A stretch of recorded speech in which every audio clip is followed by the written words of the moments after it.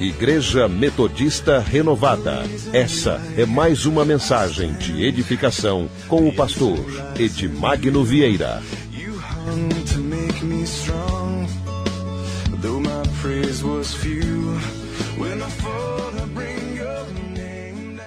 Amém, graça e paz a todos. Abra a tua Bíblia em livro do Êxodo, do capítulo 4, verso 1. Eu queria falar sobre o tema poder influente. O que significa isso? Poder influente é um poder capaz de influenciar as pessoas. É um poder de efeito, né? Um poder que nós geramos na nossa vida. É uma espiritualidade capaz de afetar as pessoas. Quando você tem uma espiritualidade inerte, ela não é influente. A influência é a capacidade de mudar o estado das pessoas. Isso é influência. Então, o poder tem que ter influência. Se o seu poder não for capaz de mudar ou alterar o estado da vida das pessoas, você tem poder sem influência. Então, nós precisamos de um poder influente, um poder que possa influenciar as pessoas que estão ao nosso redor. Esse poder tem que ser capaz de interagir com as pessoas, tem que ser capaz de afetar os nossos amigos e afetar os nossos inimigos. Eu quero desafiar vocês hoje a desenvolver um poder influente. Amém? Então, vamos ver pelo exemplo de Moisés. Capítulo 4, verso 1, começa dizendo assim a história. Então respondeu Moisés e disse: mas eis que não crerão, nem ouvirão a minha voz, porque dirão: o Senhor não te apareceu. E o Senhor disse-lhe: que é isso na tua mão? E ele disse: uma vara. E ele disse: lança na terra. Ele a lançou na terra e tornou-se em cobra, e Moisés fugia dela. Então disse o Senhor a Moisés: estende a mão e pega-lhe pela cauda. Estendeu a mão e pegou-lhe pela cauda, e tornou-se em vara na sua mão. Para que creiam que te apareceu o Senhor, o Deus de seus pais, o Deus de Abraão, o Deus de Isaque, o Deus de Jacó. E disse-lhe mais o Senhor: mete agora a mão no peito. E tirando-a, eis que sua mão estava leprosa, branca como a neve. E disse: torna a meter a mão no peito. E tornou a meter a mão no peito, depois tirou-a do peito. E eis que se tornara como a sua outra carne. E acontecerá que se eles te não crerem, nem ouvirem a voz do primeiro sinal, crerão a voz do derradeiro sinal, ou seja, crerão a voz do segundo sinal. Amém? Feche seus olhos e vamos orar. Espírito de Deus, envolva cada pessoa que entrou aqui nesta noite, toma elas nas tuas mãos, traz um tempo novo de vitória, de bênção, Jesus. Coloca esta unção na nossa vida, em nome de Jesus. Amém. Senta no seu lugar. Aleluias. Meus irmãos queridos, essa passagem bíblica fala de um momento que Deus dá uma missão para Moisés. Só que Moisés fica com medo. E ele diz para Deus: Deus, eles não vão acreditar em mim. Deus, eles não vão me ouvir. Deus, eles vão dizer: o Senhor não apareceu para mim. O medo de Moisés é de que aquilo que Deus estava dando para ele, que as pessoas não iriam acreditar naquilo que ele tinha, nas palavras, no poder e na missão dele. Moisés tem essas dúvidas. Ele tinha medo. Tinha medo de não ser acreditado. Ele tinha medo de que as pessoas iriam chamá-lo de mentiroso. Ele tem vários medos aqui, que aparecem logo no versículo de número 1. Aí o Senhor traz uma experiência pessoal para Moisés, que vai servir para desatar Moisés, para que o poder de Moisés se torne um poder influenciável. Depois que você fizer isso, eles vão acreditar em você. Primeiro o que diz Moisés? Ele responde a Deus: mas eis que me não crerão, versículo 1, nem ouvirão a minha voz, porque dirão: o Senhor não te apareceu. E o Senhor disse-lhe: que é isso na tua mão? E ele disse: uma vara. Deus está perguntando para você: o que é isso que você tem nas mãos? Aí você vai dizer alguma coisa.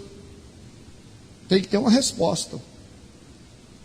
Esse é um primeiro passo que nós temos que dar. Deus faz uma pergunta: o que é isso que está nas suas mãos? Quando Deus faz essa pergunta para nós, isso significa que todo mundo tem alguma coisa. Não existe ninguém no mundo, não existe ninguém na terra que está totalmente desprovido de recursos. Ou seja, todo mundo tem alguma coisa. Isso é muito importante saber disso. Se você quer ter realmente um poder influente, você precisa compreender que todos têm alguma coisa. Ninguém nasceu desprovido de recursos. Talvez você não tenha dinheiro, mas você tem alguma coisa muito importante. Talvez você não tenha uma coisa que a outra pessoa tem, mas existe algo em você que é muito importante, que Deus pode usar e quer usar. Você não pode jogar essa responsabilidade só para as outras pessoas. Ah, fulano tem, eu não tenho. Fulano é, e eu não sou. Eu não tenho capacidade para isso. Deus não está perguntando se você tem ou não tem capacidade. Está dizendo para você que você tem uma capacidade. Porque todo mundo tem alguma coisa. Então ele está fazendo uma pergunta para você: o que você tem nas mãos? Aí você vai ter que se examinar. E você vai descobrir que existe algo em você que Deus vai usar. Existe algo na sua vida, talvez uma capacidade secular, ou uma capacidade espiritual, algo que você tem. Você foi provido de alguma coisa desde o seu nascimento. Deus te deu alguma coisa especial que Ele vai usar para cumprir o propósito dele na terra. Vai te usar. Cada criança dessa que está aí atrás, Deus já deu algo para elas. Elas vão ter que descobrir. E você que não descobriu, você precisa orar para que você possa descobrir qual é o seu dom, qual é a sua capacidade, em que área Deus quer te usar. Porque você foi feito para alguma coisa, todo mundo foi chamado para alguma coisa, todo mundo foi capacitado para alguma coisa. Não existe ninguém que é desprovido de recurso. Todo mundo tem alguma coisa. Compreenderam? Então não chega aqui com esse papo de eu não tenho, só fulano que tem. Eu não sou, só fulano que é. Eu não sei, só fulano que sabe. Não. Não, todo mundo tem alguma coisa. Todos têm alguma coisa.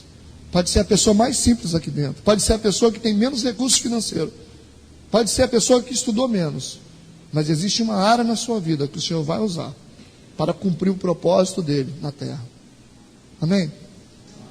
Então essa pergunta é muito importante. O Senhor perguntou para Moisés: o que você tem na mão? O que você tem na mão, Moisés? Aí Moisés rapidamente olhou: eu tenho uma vara. Tem uma vara nas mãos. Ele descobriu rapidamente, identificou rapidamente que o que ele tinha naquele momento era uma vara. Talvez você tenha outras coisas. O que você tem na sua vida? Talvez outra coisa. Talvez seja algo mais poderoso do que um simples bordão ou uma vara. Talvez seja algo até maior do que Moisés tinha. Existem muitas pessoas aqui que tinham algo, que têm algo maior do que Moisés tinha. Que tem mais recursos do que Moisés tinha naquela época. Que tem mais conhecimento do que Moisés tinha naquela época. Moisés não sabia nem falar direito. Ele se sentia incapacitado. Ele era um homem aparentemente incapacitado. Não sabia nem se expressar, não sabia falar. Mas Deus perguntou para ele: o que você tem na mão, rapaz? E ele disse: eu tenho uma vara. Por que isso? Porque todo mundo tem alguma coisa na vida. Repita comigo: todo mundo tem alguma coisa na vida. Aí tem gente que fala assim: eu sou um coitadinho, né? Eu vim na terra para sofrer. Você pode até pensar assim, mas você pensa o que você quer. Você se sente a pior pessoa do mundo do que você quer. Mas para Deus você não é a pior pessoa do mundo. Para Deus você não é um Zé Ninguém. Interessante que na Bíblia Deus usa tanta gente que aparentemente não serve para nada, né? Tanta gente que aparentemente eram pessoas incapacitadas, gente que estava à margem da sociedade, gente excluída pela sociedade, os menores. Mas Deus encontrou nessas pessoas algo para cumprir o propósito dele. Amém? O que Deus encontrou em Jefté? Jefté era filho de uma prostituta, mas era um homem valente. Valentia. O que Deus encontrou em Davi? Um coração. Olha como que Deus encontra as coisas. O que Deus encontrou em Salomão? A necessidade de ajudar as pessoas. O que você quer, Salomão? Eu quero sabedoria para cuidar do seu povo. Ele queria cuidar do povo, queria sabedoria, não pediu nada, não pediu ouro, não pediu prata, só pediu sabedoria. E porque pediu sabedoria, Deus deu tudo para ele.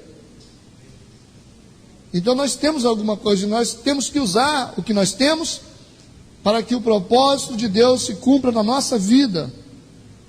Aí você tem que sair desse estado de Zé Ninguém para uma pessoa que realmente é. Você tem que sair do estado de comiseração que você tem para essa descoberta de que você é uma pessoa importante, que você é uma pessoa que Deus ama, que Deus tem propósito, tem projeto na sua vida. E mesmo que você esteja vivendo um momento difícil na sua vida, eu quero te dizer que não foi essa história que Deus fez para você.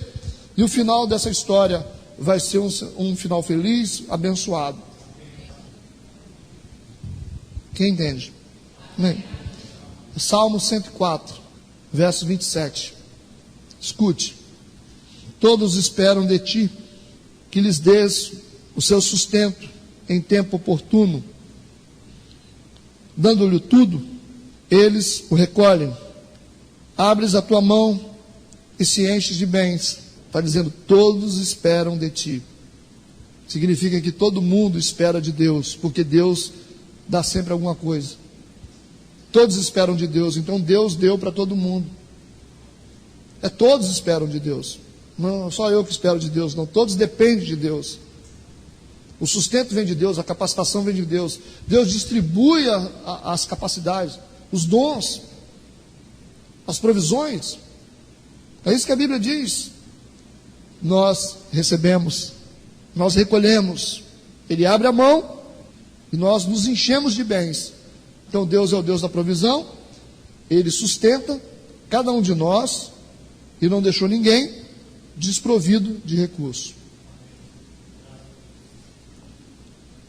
O interessante, quando você está diante de pessoas que têm muito poder financeiro, muito dinheiro, você sempre vai encontrar uma coisa que essa pessoa não tem. Não digo todo mundo, mas a maioria das pessoas que têm muito dinheiro, eles não têm isso. Não tem um coração, não tem amor. A maioria delas são assim. E a gente pensa assim, se eu tivesse dinheiro eu faria tanta coisa. Pois é, eles têm e não fazem. Você faria tudo diferente. Se você tivesse o poder que muitos têm, você faria tudo diferente. Porque você pensa diferente. Mas porque eles não pensam, eles não fazem. Então nós temos algo que muitos não têm. Estão entendendo? Versículo 3. E o Senhor disse-lhe, que é isso na tua mão? Ele disse, uma vara. E ele disse, lança na terra. E ele lançou na terra. Ele lançou na terra. Irmãos, parece algo simples, mas diz a palavra que ele lançou na terra. Ele lançou o que ele tinha na terra. Ou seja, nós precisamos realmente crer que sobre a palavra de Deus, aquilo que nós temos pode ser plantado e pode ser usado. Sob a palavra de Deus, o que nós temos se transforma em algo grande. Às vezes um salário que você ganha, que é aparentemente pequeno, quando ele é abençoado por Deus, ele se transforma em uma coisa tão poderosa, irmãos. É incrível isso. Quantas pessoas que ganham tanto dinheiro e elas muitas vezes não têm nada. Eu conheço um rapaz que ele trabalha tanto, de dia, trabalha à noite, faz negócio no final de semana, movimenta muita coisa, e aparentemente ele ganha muito dinheiro. Aí um dia ele falou comigo assim: rapaz, eu não tenho R$1 na minha conta. Eu falei: como você não tem R$1 na sua conta? Está zero, está zero, não tem nada. Eu falei: para que você trabalha tanto? Você trabalha tanto e não tem R$1 na sua conta, o que é isso? Então para que trabalhar tanto? Para que se matar? Para que deixar a família triste de tanto que você trabalha e se você não está ganhando nem dinheiro? Quando você trabalha muito e você tem muito dinheiro, até que tem um consolo, né? Não pior quando você trabalha muito e você não tem nada, você não tem paz, você não tem descanso, não tem dinheiro, aí acabou. Nós precisamos saber que pouca coisa com Deus é muito. Então o que é abençoado, o que nós temos quando recebe a bênção de Deus, se transforma numa coisa poderosíssima. Capacitações, pessoas simples, pessoas com pouco recurso, mas quando usadas por Deus, quando Deus derrama a sua bênção, vira uma coisa extraordinária, irmãos. Tremendo. Quando é regado pela chuva de Deus, pela bênção de Deus, o pouco se transforma numa arma poderosa. E você é capaz de fazer tanta coisa que você nem imagina. É um milagre. Eu já trabalhei muito. Só que quando eu trabalhava muito, eu ganhava dinheiro, só que o dinheiro sumia. Desaparecia o dinheiro. Trabalhava muito, ficava correndo, não tinha tempo para a família. Às vezes complicava a minha relação com a minha vida espiritual, a vida material atropelava a vida espiritual. Eu ganhava muito dinheiro, mas não valia nada. Hoje eu trabalho menos, chego em casa cedo, ganho menos do que eu ganhava antes, mas faço muito mais coisas do que eu fazia. Não é interessante? Faço muito mais, vivo muito melhor, tenho uma vida bem melhor. Então a questão é você colocar as coisas nos seus devidos lugares. Não adianta você ficar louco. Você tem que ter a bênção de Deus em todas as coisas que você faz. Saber lidar com a sua vida espiritual e com a sua vida material bem. Aí Deus vai abençoar e você vai prosperar. Com pouco. Porque o pouco com Deus se torna uma arma poderosa. Esse é o reino de Deus. Capítulo 4, verso 2, ele diz que tinha uma vara na mão. E é muito importante também você reconhecer o que você tem. Reconhecer o que você tem, para que você saiba de onde virá o poder que você vai receber. Você precisa saber quem você é e reconhecer o que você tem. Você tem que entender: eu sou uma pessoa simples, não tenho recurso. O que você tem na mão? Tem uma vara. Uma vara é algo simples. Para quê? Para que a glória seja de Deus. Porque tem muita gente, quando começa a prosperar, a crescer, a ter poder, esquece quem era, o que tinha.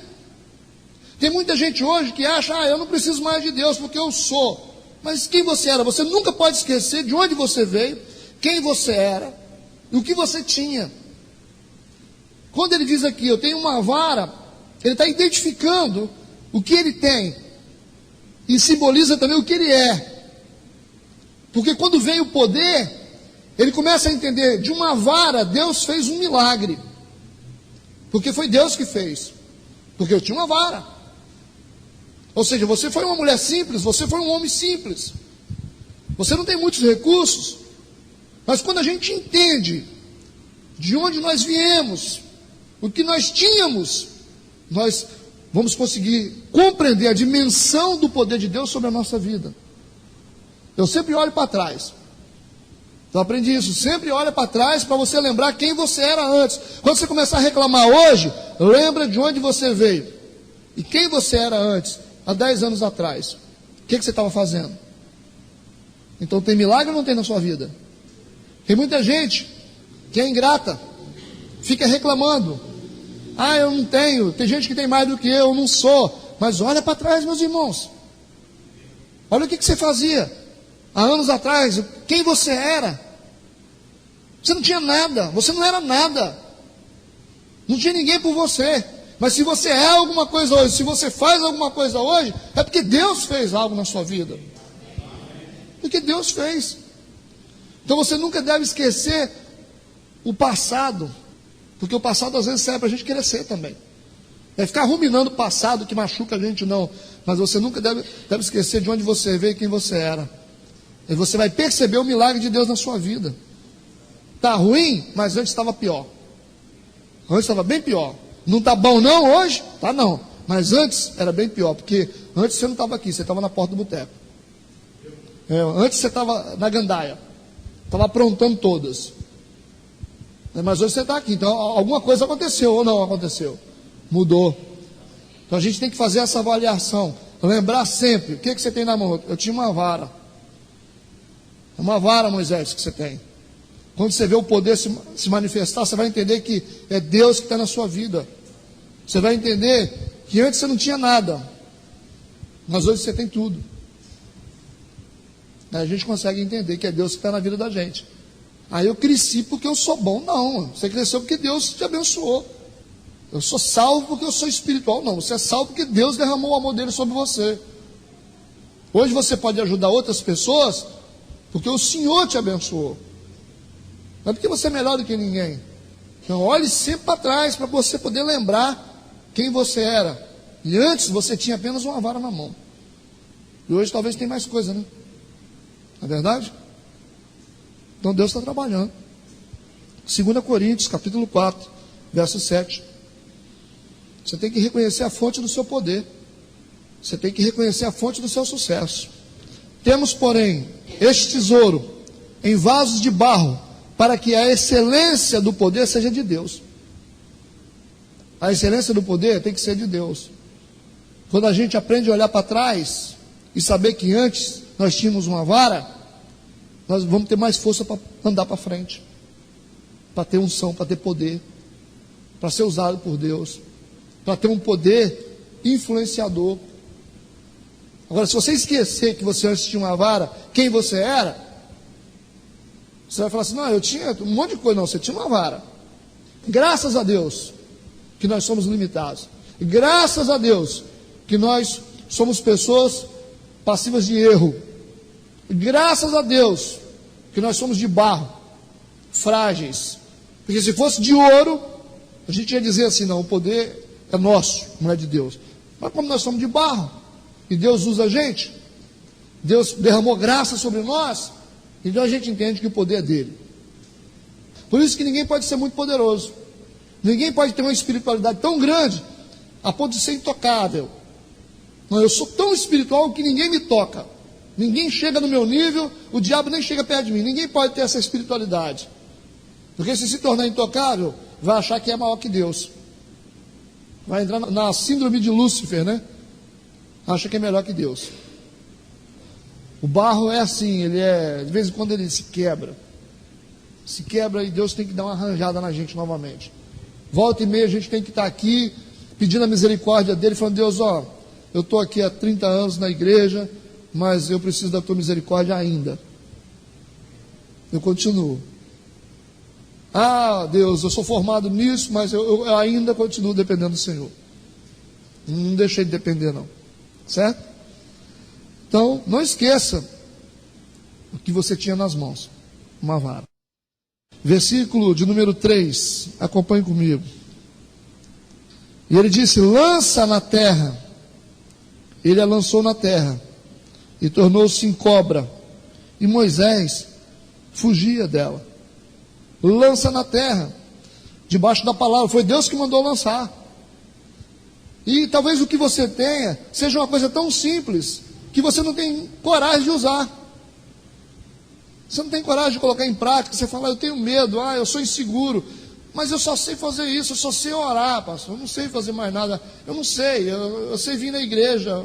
Mas usa o que você tem. Tenha coragem de plantar isso, de lançar isso na terra. Tenha coragem de usar o dom que Deus te deu, a capacidade que Deus te deu. Talvez a sua capacidade é para amar, para interceder, para ter paciência, para ajudar lá na cantina, né? Mas sua capacidade é para reconciliar as pessoas. Nós precisamos de reconciliadores, gente que chega e fala assim: não vamos brigar, vão ficar juntos. São reconciliadores, são um dom. Gente que ama, gente que ajuda, gente que socorre, gente que é fiel, que nos ensina sobre fidelidade. Então todo mundo é importante. Usa esse negócio que você tem. Usa, confia em Deus, não tenha medo. É debaixo da palavra dele, como os discípulos. Nós vamos lançar a rede sobre a sua palavra, debaixo da sua palavra. A gente só colhe assim, quando a gente se dispõe a fazer o que a gente tem que fazer, debaixo da palavra de Deus. Se você tiver que falar do amor de Jesus lá fora, fale do amor de Jesus, que Deus vai usar você. Prega para o seu primo, para o seu irmão. Ah, mas tem que chamar o pastor, não tem que chamar ninguém não. Fala do amor de Jesus. Fala para a sua família. Ore pelo enfermo. Mostra a sua vida espiritual para as pessoas. Deus vai usar você. Tenha coragem de fazer o que precisa ser feito debaixo da palavra de Deus. Está dizendo, pega essa vara sua que é tão simples e lança na terra. Ele lançou. E o que aconteceu? Ela se transformou numa cobra. E Moisés fugiu dela. Olha que interessante. Moisés fugiu da cobra. Mas foi da vara de Moisés que Deus fez aparecer uma cobra. O que a gente aprende aqui? Nós temos que aprender uma coisa.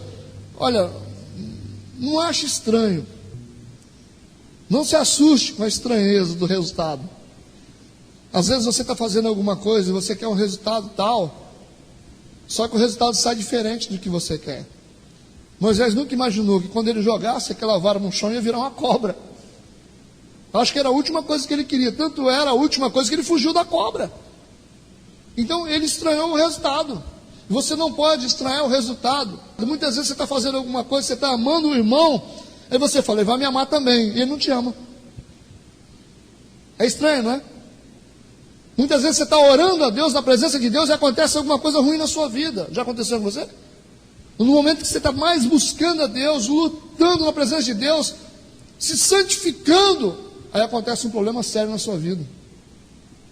Aí você estranhou o resultado, porque você achou que quando você lança a vara tem que se transformar naquilo que você quer. Então, para que a gente tenha uma espiritualidade boa, você não pode estranhar o resultado, porque Deus que decide. Às vezes eu acho que vai dar certo desse jeito, mas Deus acha que é do outro jeito. Eu falo, ó, eu vou amar fulano, eu vou abençoar fulano, e ele vai me retribuir. Não, ele te fere e te apunhala pelas costas. Não acontece muitas vezes isso? Tem muitas mulheres que amaram tanto seus maridos, o que ganhou? O chifre. Tem muitas mulheres que amaram, foram fiéis. Tem muitos homens que amaram, e ganhou o quê? Desprezo.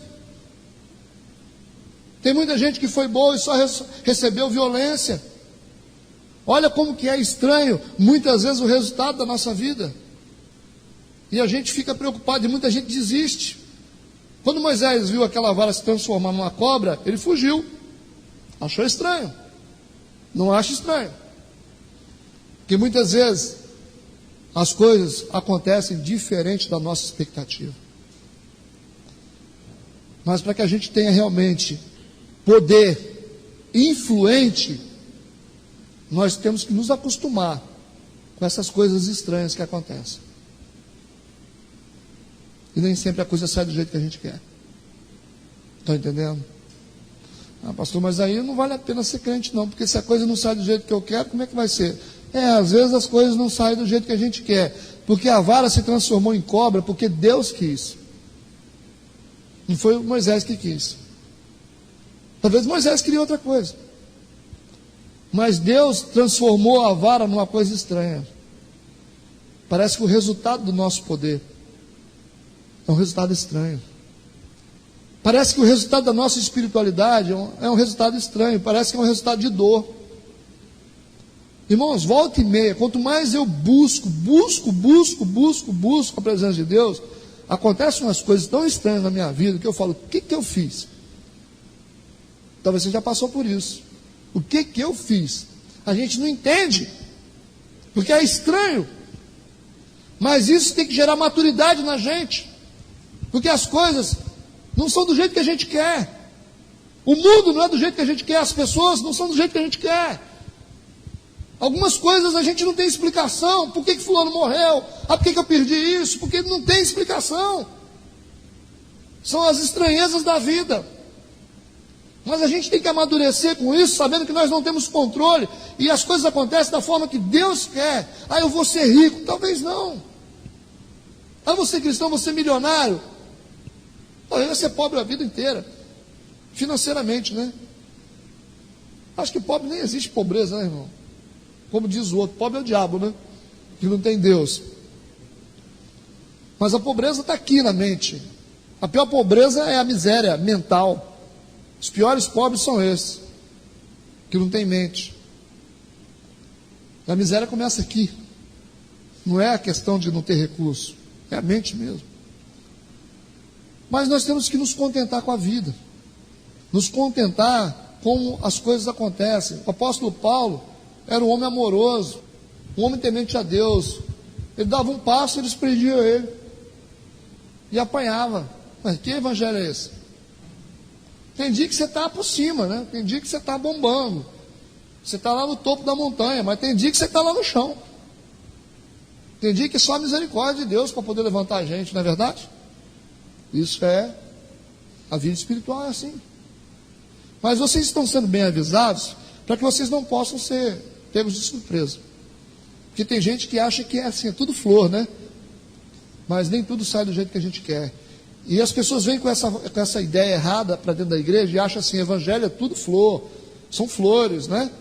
É tudo tranquilidade, não tem guerra, não tem luta, não tem perda, não posso perder nada, eu só ganho, hein? Aí o cara perde R$1, ele quer sair da igreja. O evangelho, eu perdi R$1. Pois é, a gente às vezes perde. Tudo certo? Se você vê a vara se transformar em cobra, fica assustado não, tá? Fica assustado não. Deus está falando isso para você. E pode ficar tranquilo que Deus está no controle.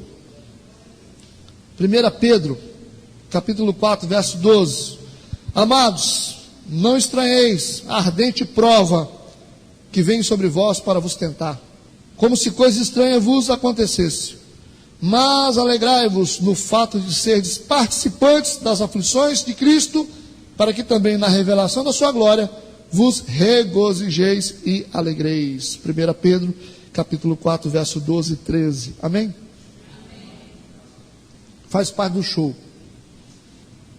Ainda no capítulo 4, estamos no final.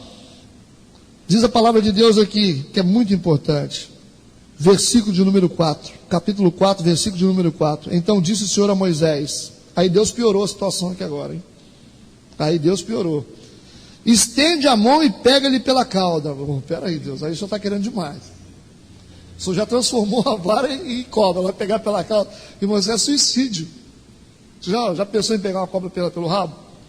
Já pensou em pegar um cachorro pelo rabo? Um gato pelo rabo? Ele vem rápido de você.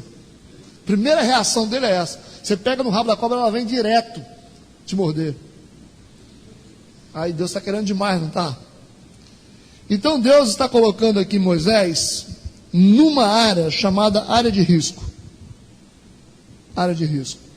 Porque pegar na cauda de uma serpente é área de risco. Mas tem uma coisa interessante, foi Deus que mandou. E quando Deus manda, nós podemos colocar os pés na área de risco. Poder influente. Então você tem que sair da zona de conforto e entrar na área de risco. Você tem que arriscar. Como? Debaixo da palavra de Deus você pode arriscar. Fazer um negócio. Tentar montar uma empresa. Tentar crescer. Tem gente que fica muito confortável. Eu não vou tentar nada porque eu prefiro ficar assim. Se você ficar na zona de conforto, você vai ficar o resto da vida do jeito que você está. Se você não tiver a coragem de assumir um ministério, você nunca cresce. Amém? Teve um professor que veio aqui, ele veio de outra cidade, esqueci até o nome dele. Ele é um professor universitário. E ele falou uma coisa muito interessante, apareceu até na televisão. Ele disse que nós devemos marchar em direção aos nossos medos. Não é muito interessante isso? Você deve marchar em direção aos seus medos. O seu maior medo, Atrás do seu medo que tem a sua vitória. Onde está o seu medo? Sabe qual era o meu medo? Falar em público. Meu pânico. Quem é que tem medo de falar em público aí? Levanta a mãozinha. Aí, ó. Tá vendo? Cuidado, que por trás desse medo aí pode estar sua maior vitória. Então você tem que marchar na direção do seu medo. Não está na Bíblia não, mas é muito interessante. Então você tem que sair da zona de conforto. Muitas vezes Deus coloca o ministério na mão do camarada e ele fala, não, Deus me livre. Começa a pensar, eu vou mexer com gente, aí vai que o pessoal não gosta, aí desiste, não faz. Deixa de ser promovido espiritualmente por causa do medo. Deixa de assumir um compromisso, um novo trabalho, porque vai ter responsabilidade. Quanto mais responsabilidade você tem, você ganha mais dinheiro. A gente ganha pelo que a gente resolve, irmãos. Tem gente que fica frustrado dentro de empresa e fica assim, eu ganho tão pouco. Aí eu faço a pergunta, o que você resolve lá? Lá eu tiro, né, a mesa do lugar e coloco do outro lado. Só isso? Então você tem que ganhar pouco. Quem ganha mais é quem resolve mais problema. O patrão olha para a gente e fala assim, o nível de problema que ele resolve é que faz o salário dele. A sua potencialidade está na sua solução, na solução que você traz.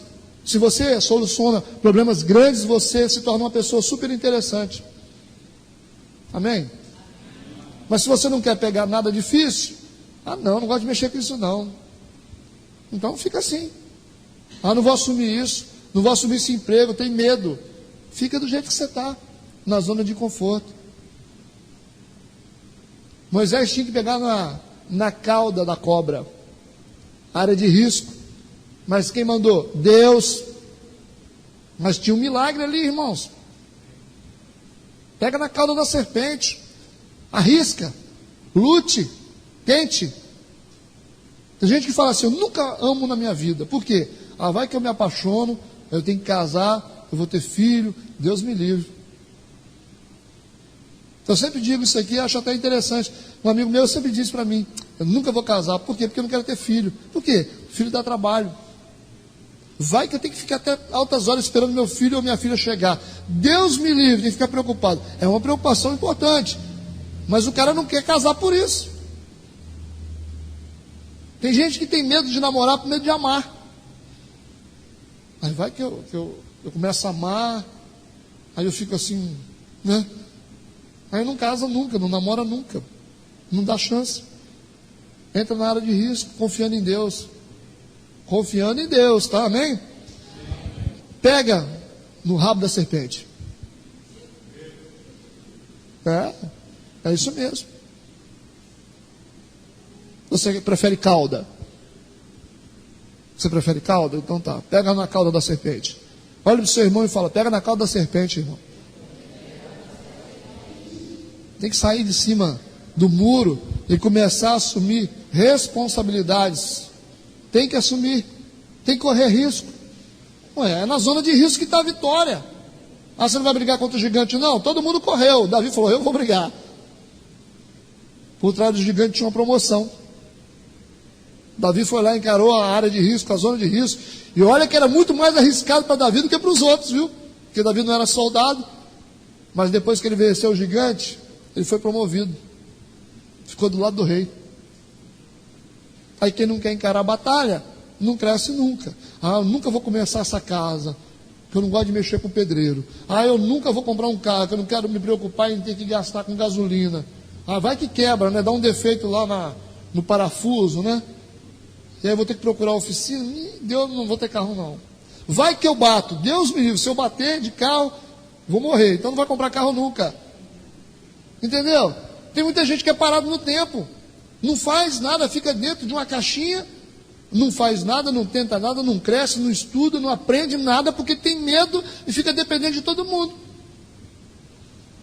Tem que sair da zona de conforto e entrar na zona de risco com o aval de Deus. Você entende? Josué capítulo 1, verso 9. O que ele disse? Olha o que Deus disse para Josué. Verso 9. Não te mandei eu? Esforça-te e tem bom ânimo. Não temas, não te espante, porque o Senhor teu Deus é contigo Por onde quer que andares, onde você andar, o Senhor vai ser o seu amigo, vai estar do seu lado, vai cuidar de você. Não precisa ficar com medo não, tá bom? Fique em paz. Se Deus está dizendo isso para você, está com medo de fazer alguma coisa?